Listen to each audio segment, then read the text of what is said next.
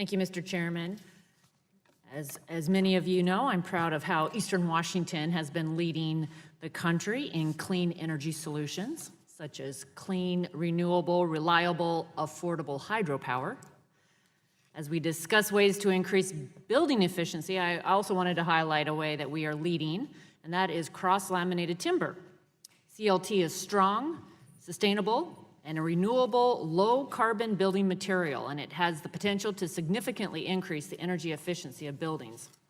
There are two CLT manufacturers in the United States, and they're both right now in Eastern Washington. Vaughan Timbers in Colville and Katerra in Spokane Valley.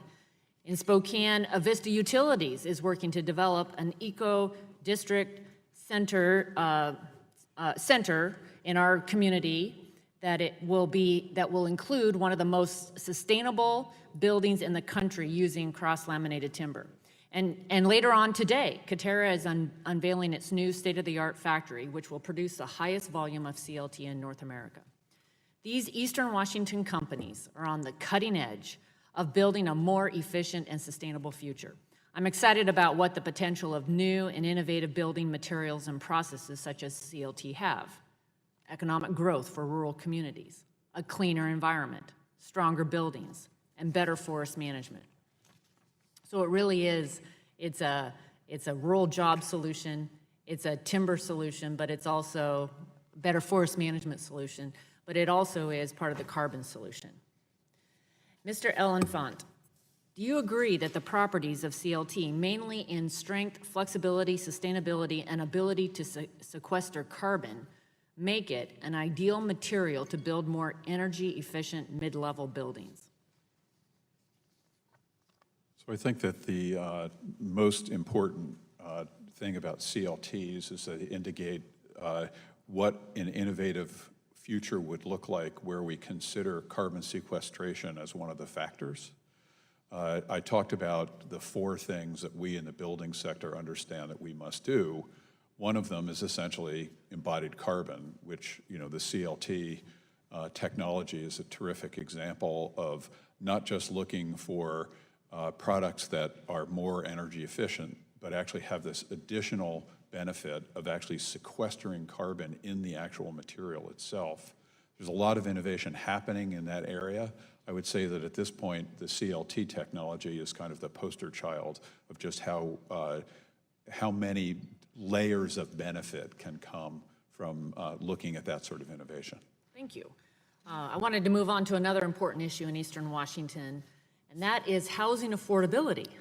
And like many areas in the country, we are experiencing a serious crisis in affordable housing.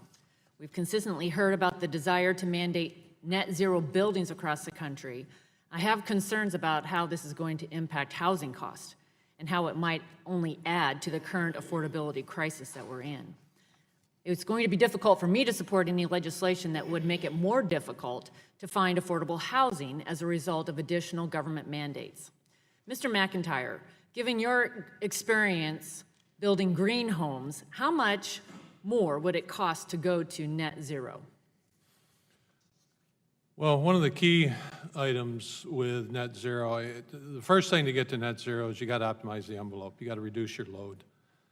That's done a number of ways. It's done by the shape of the structure, the configuration of the structure. It doesn't matter how you build it or what you build it out of. It's just a simple shape. And then it's the materials you build it out of, reduce the load. But I think it's a pretty fair statement to say that to get to net zero, it's going to require renewables or something to that effect.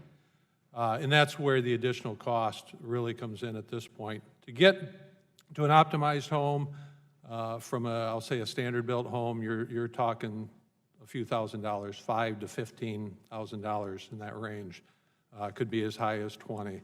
When you go to net zero, now we're looking at renewables of some sort.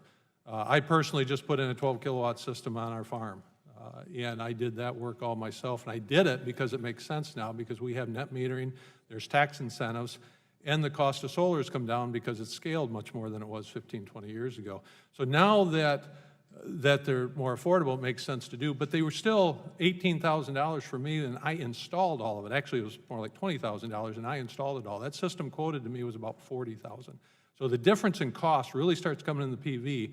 That's where getting to scale, getting that consumer recognition, which is solar, we're starting to see. We have net metering in Michigan, and now we're seeing solar panels pop up, small panels all over in yards and homesteads around Michigan.